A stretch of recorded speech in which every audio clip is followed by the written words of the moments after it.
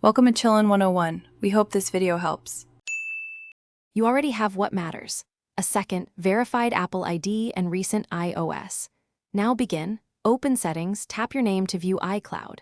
Keep your primary ID signed into iCloud for contacts and backups. Do not sign it out unless you intend to move data. Once you confirm iCloud is stable, scroll to Media and Purchases.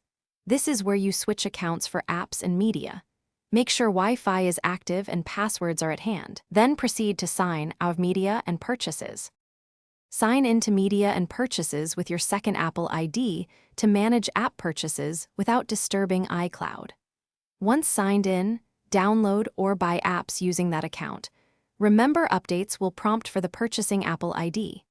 To share apps or subscriptions while keeping iCloud separate, enable family sharing from the primary account and invite the secondary account. Also add the other Apple ID under Settings, right arrow Mail or Contacts if you need separate email or calendar sync. This keeps data compartments clear and predictable.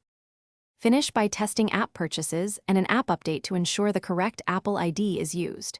If you temporarily signed out of iCloud to make changes, sign back in and confirm contacts, photos, and backups are present.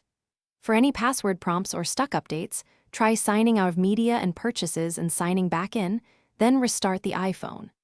If that fails, reset network settings or check two-factor prompts on a trusted device. These steps usually resolve account sync and purchase issues quickly. Thanks for watching. Consider subscribing if we helped you.